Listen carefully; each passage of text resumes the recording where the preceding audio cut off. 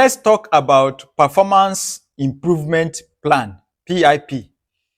PIP is the childbirth of every performance appraiser. If you carry out a performance appraiser and you do not have a performance improvement plan, then you are yet to conclude the exercise itself.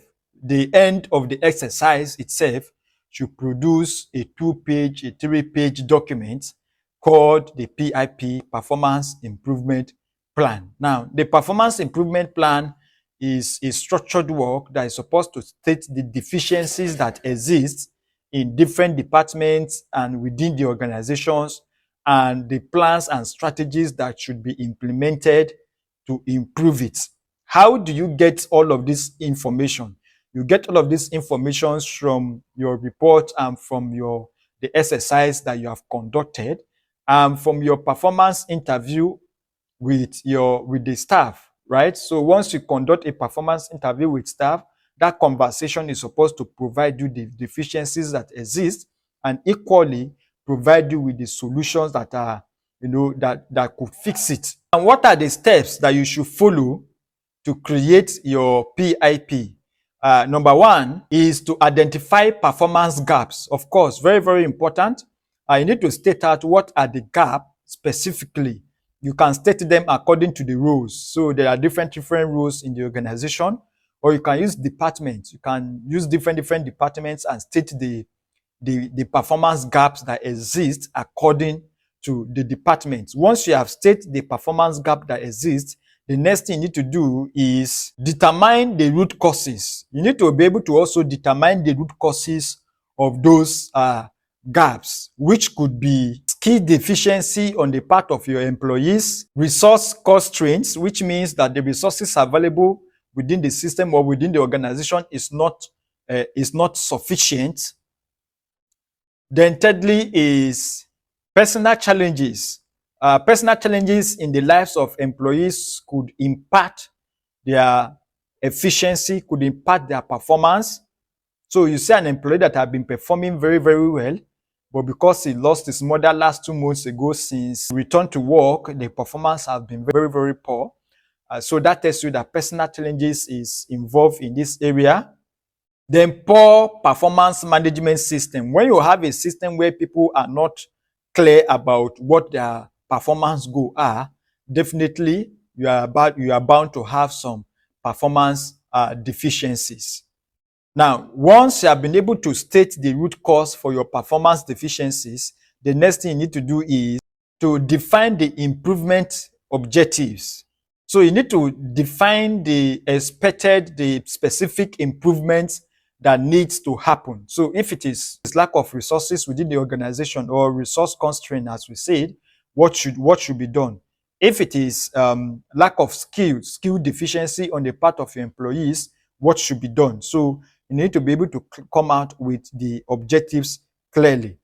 Then the next thing you need to do, once you have stated your improvement objective, is to come up with required support. Identify the required support that is needed for your employee to improve.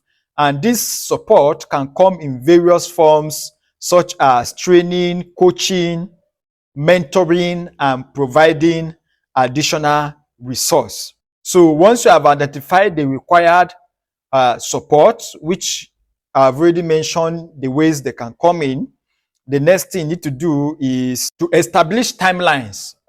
This is very, very critical, because this is what changes everything for you. It's not just about identifying things and having paperwork up and down and having reports up and down. You need to be able to establish timelines. If a particular staff or a set of staff require training because they have skill deficiency, what are you going to do? You have set your objectives. When are you going to do it, right? So because you know that the continuity of that deficiency is not good for the overall objective of the organization, so you want to make sure that you set a timeline by which the resolution from the appraiser will be implemented. If you need to conduct training, conduct, when it is training going to happen? If you need to provide resources, what are the resources you need to provide, and when will the resources be available? So you need to provide timeline.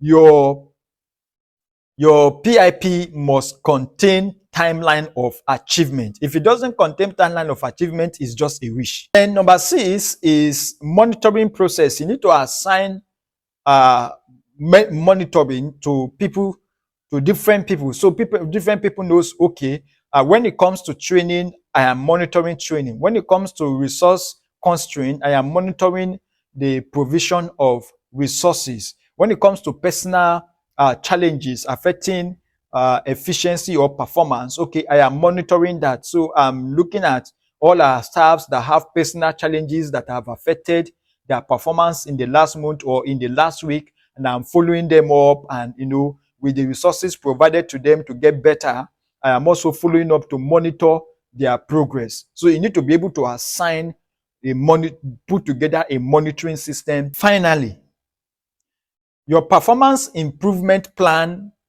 needs to maintain certain level of quality for it to be effective. If not, it will be another wish paper. And some of these qualities will include clarity, collaboration, support, accountability, and documentation. A PIP is your key to a structured pathway to improving the overall strength of the organization and the performance of every staff. Thank you very much for watching.